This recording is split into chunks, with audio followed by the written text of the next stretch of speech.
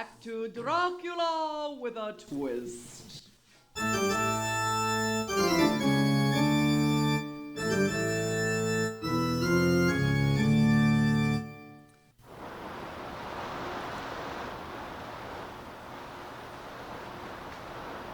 night air is doing you good, Miss Westenra. You look decidedly better than you did this afternoon. I believe our blood transfusions are helping considerably. Transfusions? Yes, Lucy. The professor and I, along with Quincy, administered them this afternoon while you slept. Yes, indeed. And the new blood is doing its work. And you can rest assured, my dear, that we will both be here to provide more should you need it. Oh, John, you are so kind. Oh, I do mean both of you, of course. Indeed, Miss Lucy. Your friends have been most generous. You are very fortunate to have them.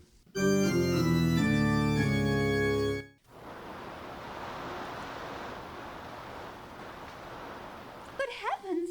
You are all still here? Yes, my dear. We shall not leave your bedside. Oh, but you must leave, all of you. You must leave me now. I have matters to attend to. Oh, no, Miss Lucy. I think not. You shall remain this night in this room, and we will be staying here with you. But he... Oh, no. No.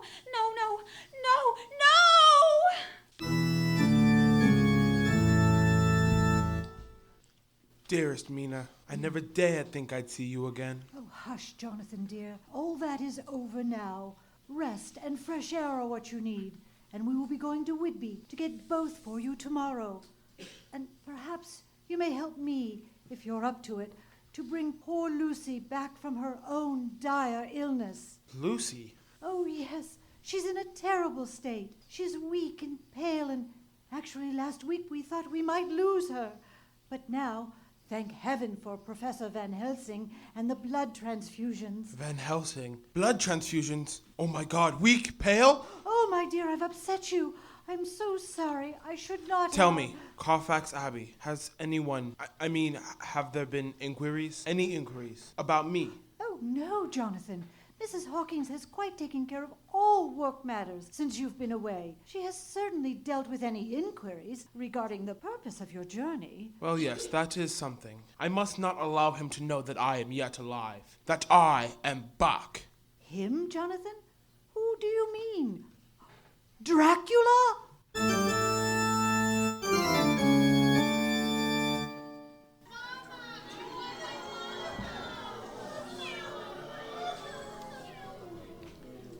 You must forgive me, my son. I will have these cells. You spoke not of life this time, Father, in your delirium, but instead of death, and again of the undead. Did I? Yes, and you were most adamant. I would not put too much into that, my son. You said the Master cannot be touched because he is undead. I mean, you cannot expect it. I was raving. And you named him. Dracula, you said, was undead. Oh no, my son. Oh, never. Never, Master. I would never have said your name.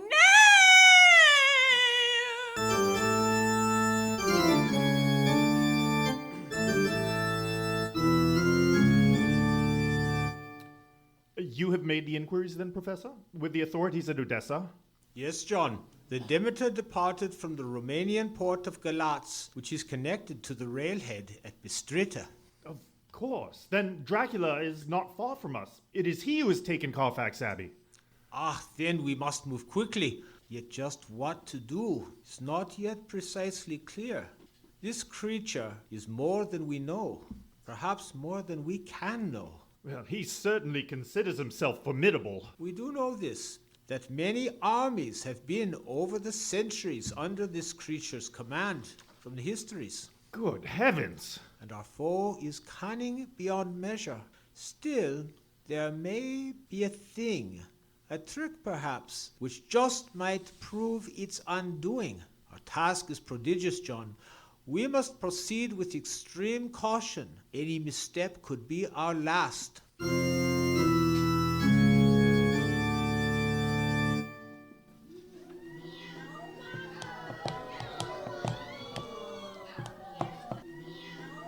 come at your request, Father Renfield. I know you will be on your best behavior.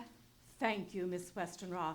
Dr. Seward was kind to arrange this meeting, and it is for your own good that you have come, my daughter.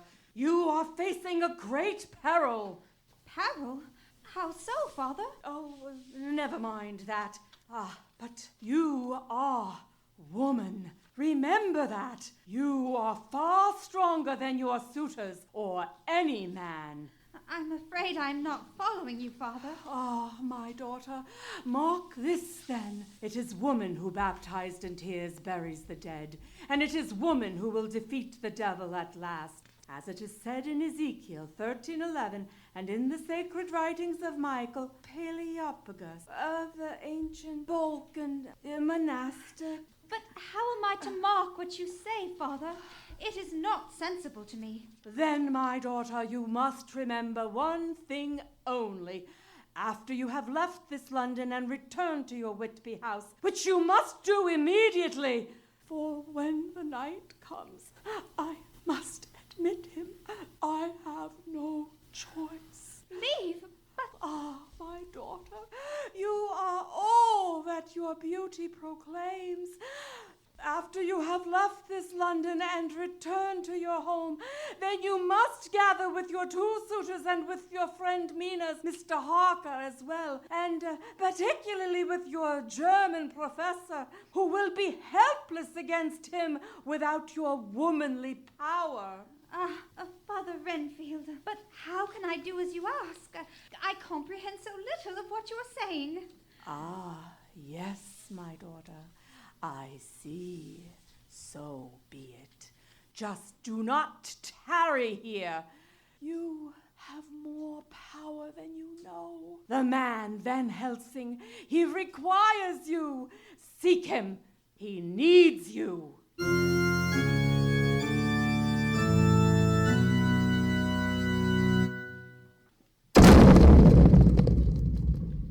Dracula, it is you. Yes, dear Mina. I have long been wishing to meet you. I have thought of you over many waters and through many lands. Oh, Dracula, I too have wanted you to come. Foolish woman, do not think to distract me. I am not here just for you. He is gone for the moment, but he is here. Your solicitor, your young man Harker. Did you think I did not know that? Do not come near. Look on this. Your cross? Think not that it can stop me. Or the garlic cress in your lovely neck, or the wood of the hawthorn, or of the cherry, or the wild rose petals strewn on your bed. Trinkets merely. Come to me, Miss Mina. Come to me now. Oh, Master. Yes, yes, yes.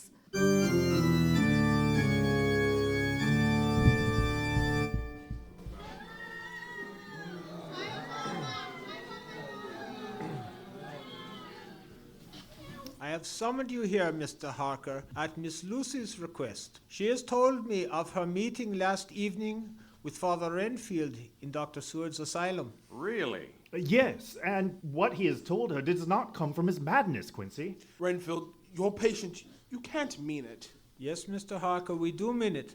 Dr. Seward and I are in earnest.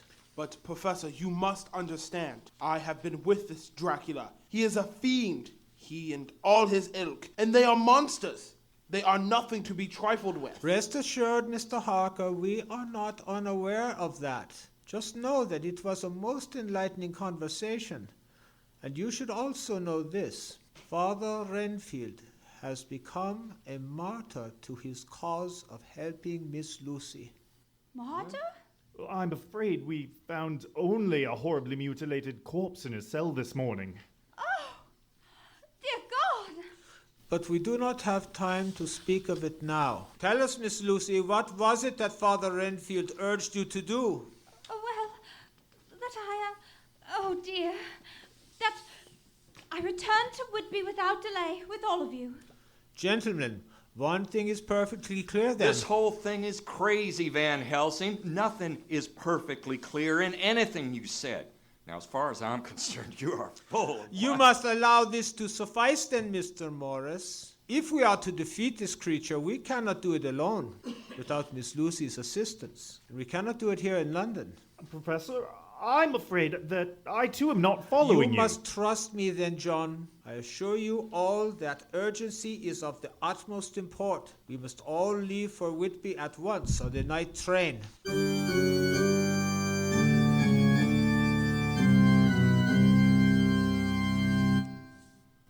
When I tell them of this night, dear Mina, my wives will feel disappointment not to have dined with your Mr. Harker. But my own time, with you, my dear, is most satisfying.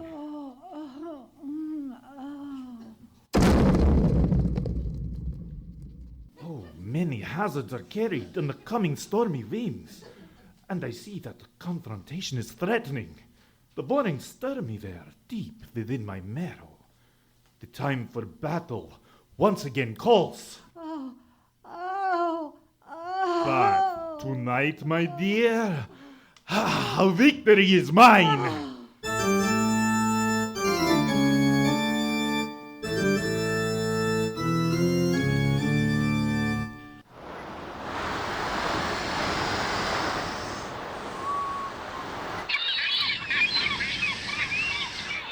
I don't get it, Professor. What are we doing up here on the cliffs? It's the middle of the day. If, as you say, Dracula's sleeping in his coffin now, why don't we just find the damnable thing and lop off his head?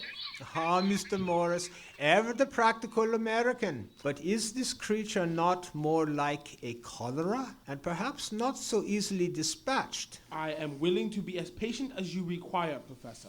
We shall set a trap for this Dracula tonight. A trap? Good heaven. But what trap could possibly be effective against such as this monster? Yes, what sort of trap are you thinking of, Professor?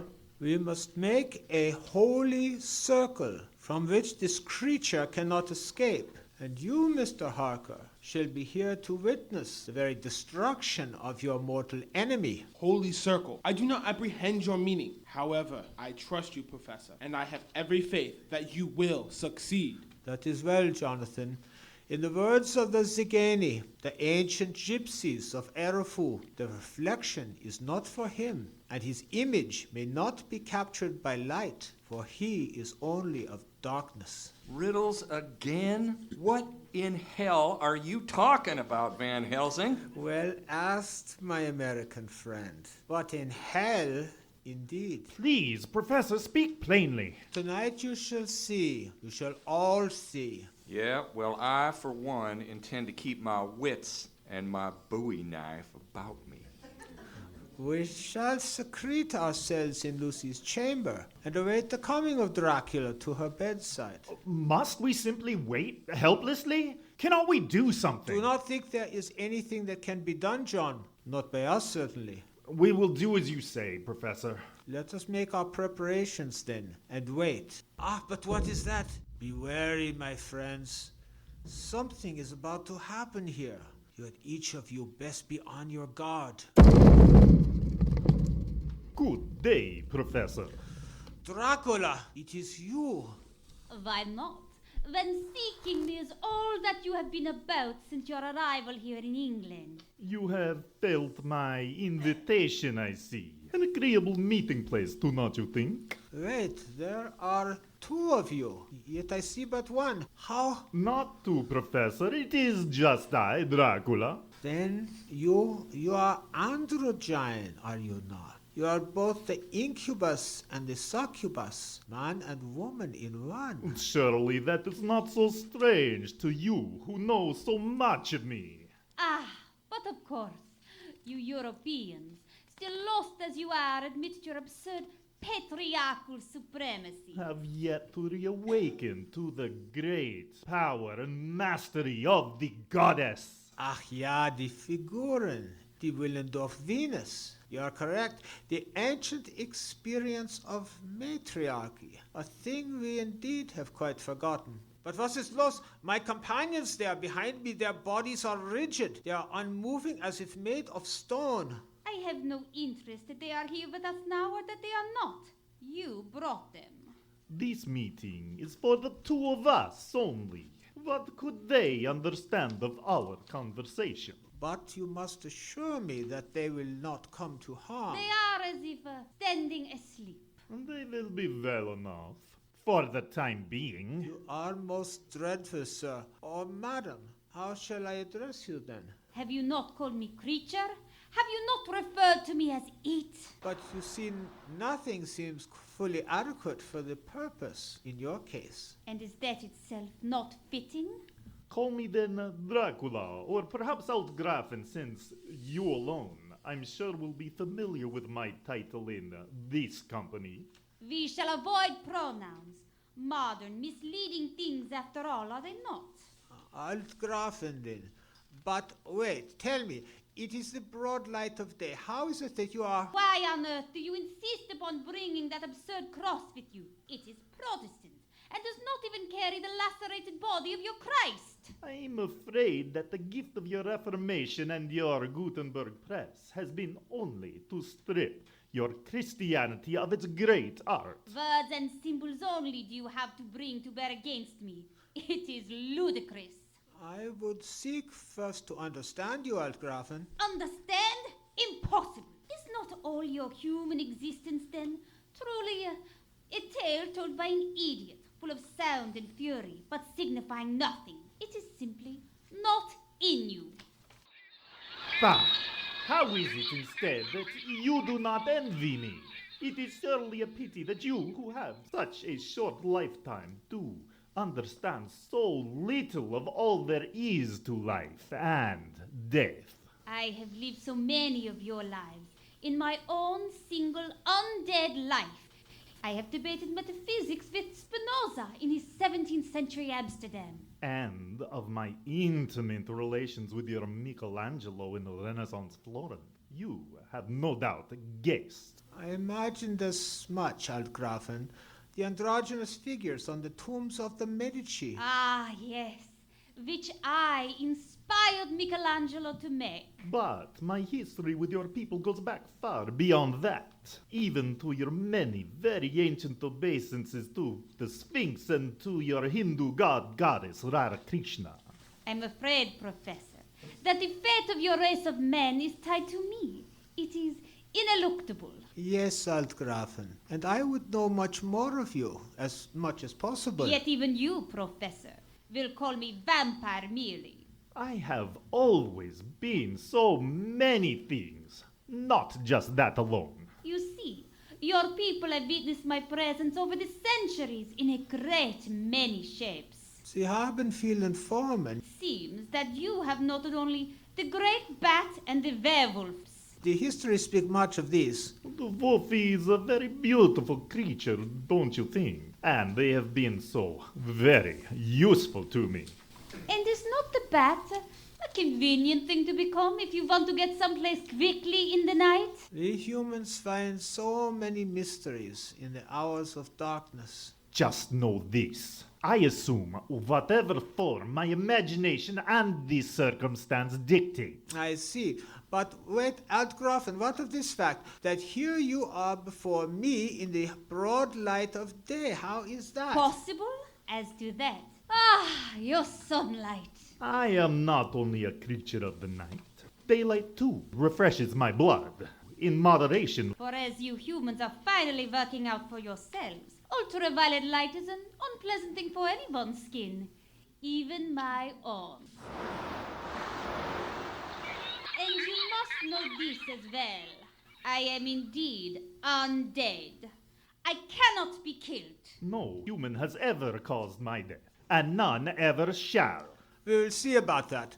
Perhaps, after all, it is not precisely your death which we seek. Ah, you dare to speak to me in riddles? Well, Professor Van Helsing, enough of this. Ready yourself to do battle. Of course, Altgrafen, let us proceed. I do fear for your well-being, but there is nothing for it. As to that, perhaps there may be surprises for us all. You will jest, of course. But remember this. I have had many enemies. Yet all Now dwell silent within the tombs. of their ancestors. That is true enough, Altgrafen. We shall meet again, Professor, very soon. Auf Wiedersehen. Bis später.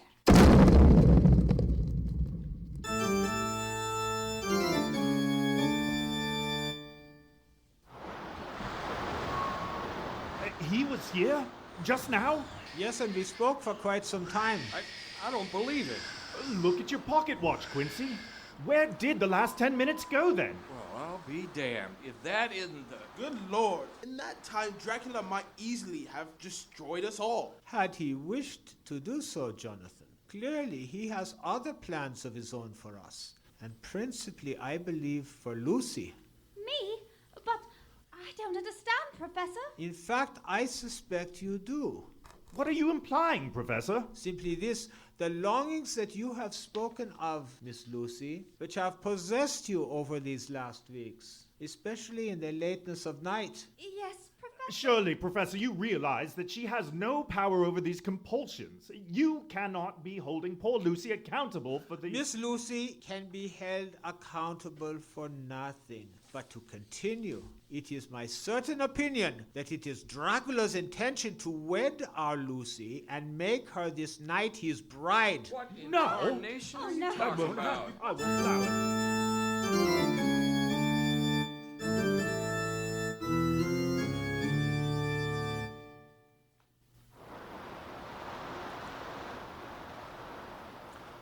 John, you have attached the wheels to both full-length Chevrolet mirrors then? And they are ready? They are, Professor. Excellent. And you are quite ready, Mr. Morris? I am, Professor. At my signal then, you and John will step forward. Is that clear? Perfectly, Professor. Miss Lucy, have you prepared yourself for this ordeal, for the great hazards of this night? Yes, Professor. But I am afraid. Here then, dear Lucy, take my hand. I will not leave your side. Ah, yes, Jonathan. You who have known Dracula, stay with Miss Lucy. It is fitting. John, Quincy, at once. Let us now seek shelter behind this alcove curtain and wait.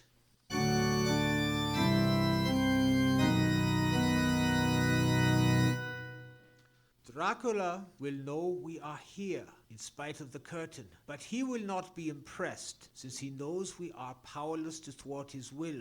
Would that it were not so. Ah, but John, it is crucial to our purpose that he think thus. He cannot know of the sword we keep beneath our cape. Ah, yes, you are quite right, of course. Yeah, but how does Harker fit in? Well asked, Mr. Morris. Is he not an added enticement for Dracula? And a further distraction, which suits our complete purpose very well. Yes, my friends, we will yet destroy Dracula this very night.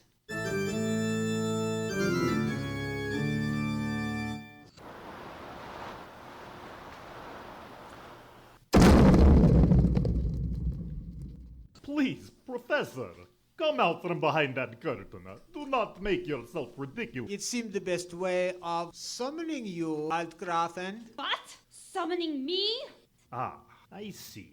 Is this not your humorous sense once again? Summoning me. You add insolence to your offense. Not wise when dealing with such as myself. Oh, I mean you no disrespect, Altgraf. Ah, but what is this? We have Mr. Harker with us tonight. It appears, Professor, that you do begin to understand me after all. Delightful. You have provided for all my appetites. No doubt you have brought your bales of wolfbane and other peasant paraphernalia with you.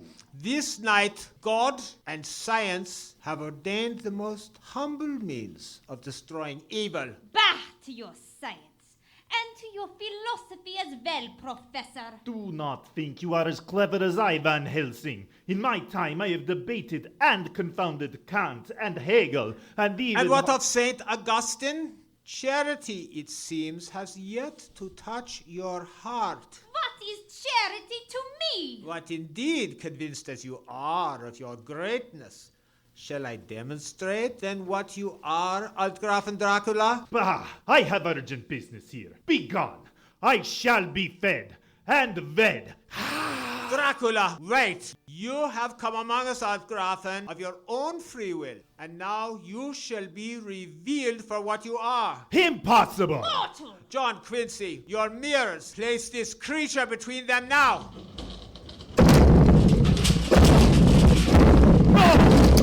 No, I cannot bear it! Oh!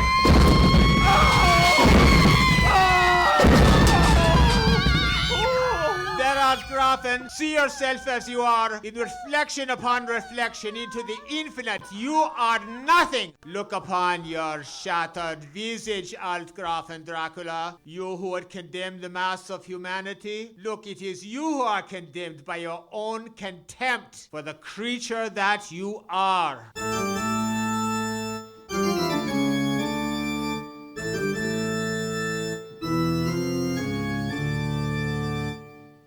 We will return to Dracula with a twist in a moment.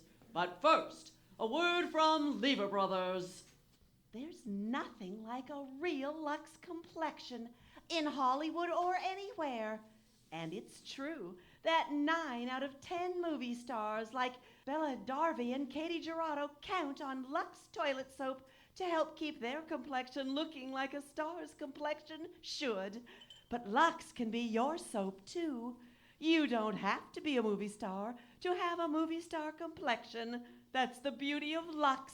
It can give your skin that would be called beautiful anywhere, even in Hollywood, the beauty capital of the world. So use mild and gentle Lux. It's unconditionally guaranteed by Lever Brothers. Believe me, once you use it, you'll say there's no other soap quite like Lux. And now, back to Dracula with a twist.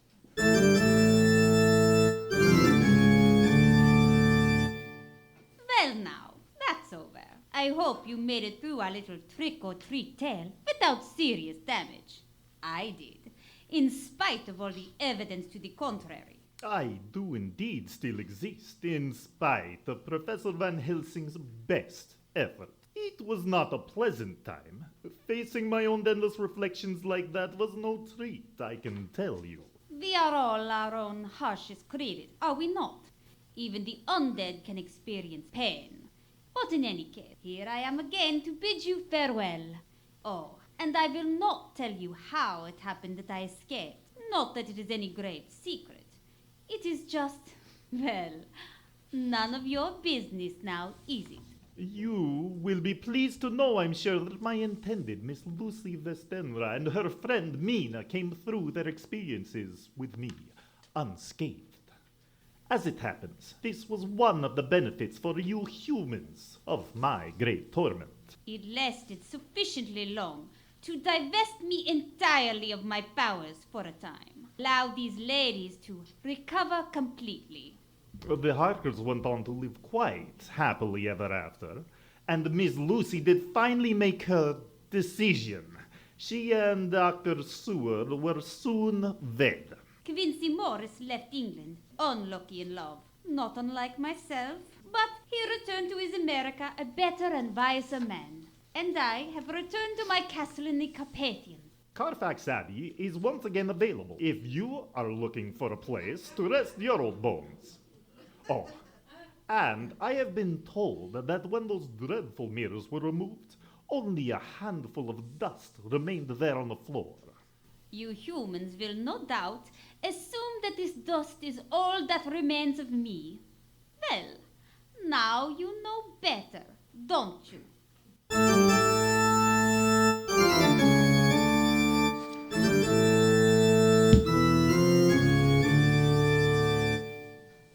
You have been listening to the world premiere broadcast of the radio play Dracula with a Twist, our Radio on the Air special Halloween celebration.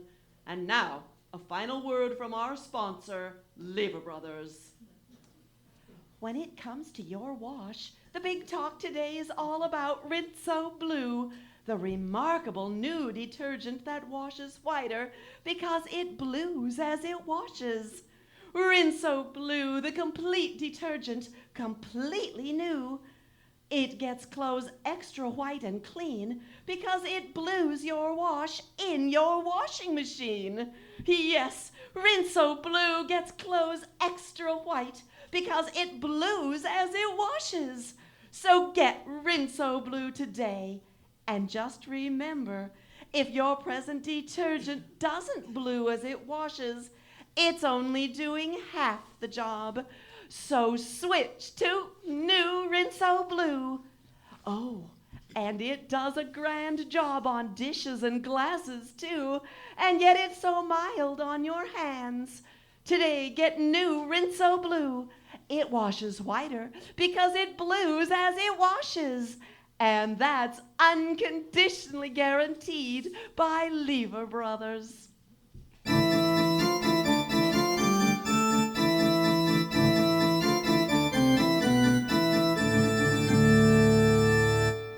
Tonight, Radio on the Air has brought you the world premiere of Dracula with a Twist, live from the Jewel Box Theater in Poulsbo, Washington.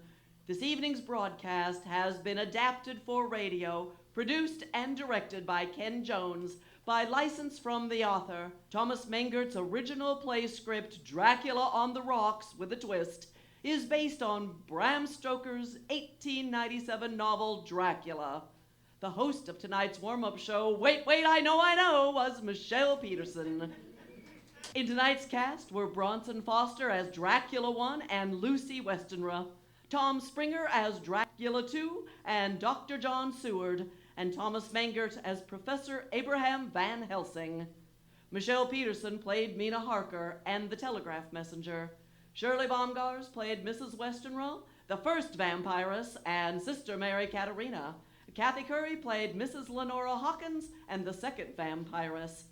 Karen Hauser played Father Renfield. Alex Cunningham played Jonathan Harker. Charlie Wise played Quincy Morris and Johann, the carriage driver. Thomas Mengert played Captain Goggins and the asylum attendant. And Tom Springer and David Bryant played the two graduate students. For tonight's performances, our light booth operator has been Alex Cunningham. The on-stage sound effects were by David Bryant and Mike Curry, and Stephen Lavoie provided our on-stage music. And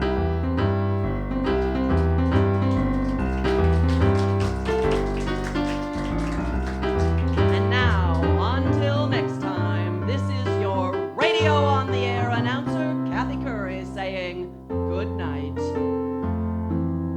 This is the American Broadcasting System.